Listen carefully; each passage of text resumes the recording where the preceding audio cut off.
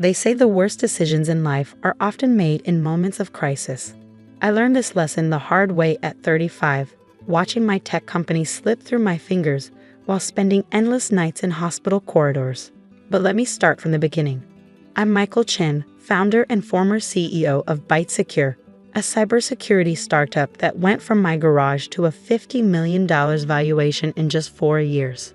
Former CEO, those words still taste bitter in my mouth. The company I built with sleepless nights and maxed out credit cards now sits in my younger brother David's hands, all because I made the mistake of trusting family. The irony doesn't escape me. I built a company protecting others from digital threats, yet I never saw the threat coming from within my own family. But then again, who expects their own brother to orchestrate their downfall? Mom's diagnosis came like a thunderbolt on a clear day. Stage 4 pancreatic cancer, the doctors said.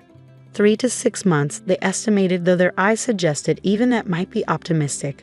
I still remember standing in that sterile hospital corridor, the fluorescent lights casting harsh shadows as my world tilted on its axis. "Michael, I need you." Mom's voice was barely a whisper, her small hand clutching mine with surprising strength. "Don't leave me alone in this place." How could I say no? This was the woman who raised us single-handedly after Dad died, who worked 2 jobs to put me through engineering school, who believed in my crazy dream of starting a tech company when everyone else called it risky. She'd sacrificed everything for us. Now it was my turn to be there for her. David, my younger brother by 3 years, stood in the corner of the hospital room, his designer suit a stark contrast to my rumpled t-shirt and jeans. He'd flown in from New York, where he worked as an investment banker, all polished surfaces and sharp edges. "You can't abandon the company now," he argued later in the hospital cafeteria, stirring his untouched coffee. "ByteSecure is at a critical growth stage. The board won't understand." "It's Mom," I shot back, running a hand through my disheveled hair. "She needs someone here full-time. The hospitals, the treatments, the paperwork, it's overwhelming." "Then let me help," David offered, his voice softening. "You handle Mom's care, I'll step in temporarily at ByteSecure. Just until she's better." I should have seen the calculated look in his eyes, should have remembered how he'd always envied my success, how he'd made snide remarks about lucky breaks and being in the right place at the right time. But I was exhausted, worried about Mom, and desperate for a solution. "Just temporarily," I agreed, pushing away the nagging doubt in my gut. "And you'll keep me in the loop on all major decisions." David smiled, reaching across the table to squeeze my shoulder. "Of course, big brother. We're family." Family. That word would come back to haunt me. The next 3 months became a blur of hospital corridors, chemotherapy sessions, and endless consultations with doctors. Mom's condition deteriorated rapidly, each day stealing more of her strength. I spent every moment I could with her, reading her favorite books, showing her photos from my travels, reminiscing about childhood memories. Between managing her care and trying to get some sleep, I barely had time to check my work emails. David sent regular updates, but they were always vague. "Everything's fine. Board's happy. Focus on Mom." I trusted him, or maybe I was just too overwhelmed to dig deeper. Then came the shareholders meeting I couldn't attend because Mom was having a bad day. The next morning, my phone exploded with messages from the board members. David had convinced them that my extended absence showed a lack of commitment to the company. He presented himself as the stable alternative, the one who'd been keeping the ship afloat while I was distracted with personal matters. The board voted to make him permanent CEO. I stormed into his hotel room that evening, fury burning through my exhaustion. "How could you do this? This company is my life's work." David lounged in an armchair, his tie loosened but his composure perfect. "The board made their decision, Michael. They need someone fully committed to the company's future. I trusted you." "That was your choice," he shrugged, taking a sip of his whiskey. "Business is business. You taught me that." I wanted to punch him to wipe that smug look off his face. But Mom's monitors had started beeping and I had to rush back to the hospital. By the time I returned, David had checked out and flown back to the office, my office. The next few weeks were a special kind of hell. Mom's condition worsened rapidly, and I watched helplessly as cancer consumed her body. During her lucid moments, she asked about the company and I'd lie, telling her everything was fine. She had enough burdens without knowing how her sons had turned against each other. The morning Mom died, the sun was just rising over the city skyline. I held her hand as she took her last breath, her fingers going slack in mine. David arrived 2 hours later, his suit as impeccable as ever. "I'm sorry for your loss," he said formally, as if speaking to a stranger rather than his brother. I didn't respond. What was there to say? The funeral was a blur of black suits and murmured condolences. I noticed several board members there, shooting me awkward glances before gravitating toward David. He played the part of the grieving son perfectly, dabbing at his eyes with a monogrammed handkerchief while networking with potential investors. A week later, we gathered in Mom's lawyer's office for the will reading. David sat across from me, emanating confidence. He had reason to be confident. He'd always been Mom's favorite, the one who called regularly, sent expensive gifts, took her on luxury vacations. I'd been too busy building my company to compete with his grand gestures. Mr. Patterson, Mom's lawyer for the past 20 years, cleared his throat and adjusted his glasses. "Before we begin, I should mention that your mother made some last-minute changes to her will." David's smile widened. I slumped in my chair, preparing for the final blow in this horrible month. As per the primary will, all assets and properties go to David Chen, Mr. Patterson read monotonously. David's smirk was triumphant as he reached for the documents.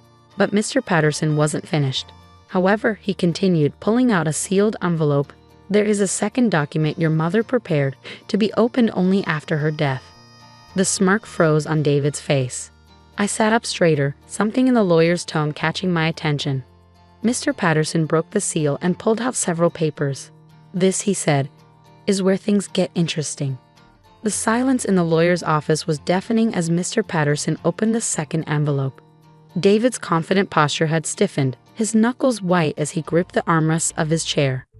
"This document," Mr. Patterson began, his voice steady, "was recorded by your mother 3 days before her death. Along with it, she left several USB drives and a personal letter." I remembered that day. Mom had been unusually alert, insisting on speaking privately with her lawyer. I'd assumed she was just updating her will to favor David even more. "To my sons," Mr. Patterson read, "if you're hearing this, it means I'm no longer with you. David, I know what you've done." The color drained from David's face. "I may have been dying, but I wasn't blind. While Michael sat by my bedside, I watched you systematically dismantle everything he built. I saw the board meeting minutes, the altered financial reports, the emergency shareholder votes scheduled when you knew Michael couldn't attend." My head spun. Mom had known? All this time. On these USB drives, the lawyer continued reading, "You'll find copies of all original company documents, unaltered financial statements, and recordings of every conversation David had in my hospital room when he thought I was sleeping.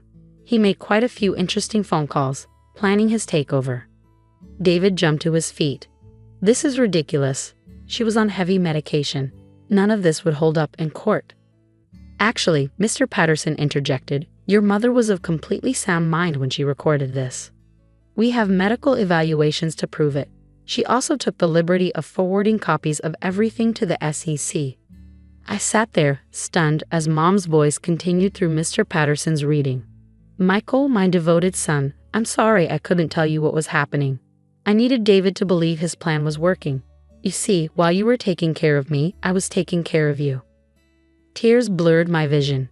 Even on her deathbed, she'd been protecting me. "David," the letter continued, "I'm disappointed but not surprised. You've always wanted what your brother had without being willing to work for it. You chose greed over family, and now you'll face the consequences." Mr. Patterson pulled out more documents. Mrs. Chen filed a detailed report with the SEC documenting the hostile takeover and securities fraud. She also left instructions with the board's ethics committee. Everything should be hitting the fan right about. He checked his watch now. As if on cue, both our phones started buzzing. Mine showed messages from board members and news alerts. David's face went ashen as he read his screen. "No," he whispered. "No, no, no." I opened the news alert. ByteSecure CEO under investigation for securities fraud. Board announces emergency meeting. "You'll find," Mr. Patterson continued calmly, "that your mother's primary will leaving everything to David was essentially a trap. By accepting it, He also accepted liability for several fraudulent property transfers he initiated while she was hospitalized. Quite clever, really. David lunged for the door, but two SEC agents were already waiting outside. I watched in shock as they read him his rights, his designer suit suddenly looking like costume armor crumbling away. "One last thing," Mr. Patterson said, handing me another envelope. "Your mother's actual will. Everything goes to you, Michael, including her controlling shares in Byte Secure that David didn't know about. She bought them quietly over the years, believing they might be needed someday." Inside the envelope, I found a handwritten note from Mom. "My dearest Michael, I know you'll probably be angry that I let this play out instead of stopping it sooner, but some lessons need to be learned the hard way. David needed to face consequences, and you needed to see that sometimes the people closest to us aren't who they pretend to be. You have a good heart, son. That's your strength, not your weakness, but good hearts need protection sometimes. Consider this my final act of motherly protection.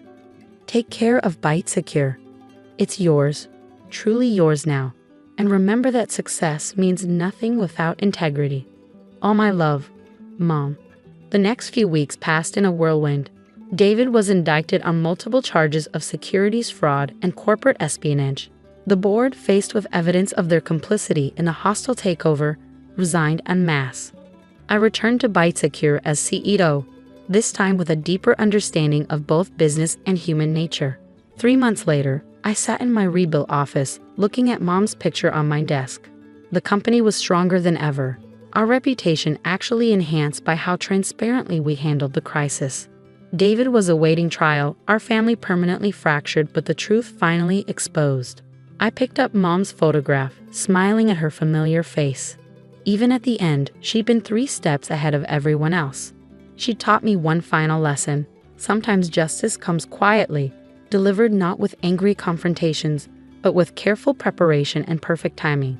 Last week, I received a letter from David's lawyer. He wants to meet, to apologize, to make amends. I haven't decided if I'll go. Mom's note sits in my desk drawer, her words about success and integrity echoing in my mind. Some betrayals can't be undone. Some bridges, once burned, leave only ashes. But from those ashes, I've built something stronger.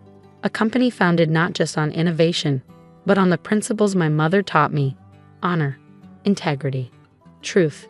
Every morning when I walk into Byte Secure, I pass by a new installation in our lobby, a simple plaque with Mom's favorite saying, "Trust is earned, not given."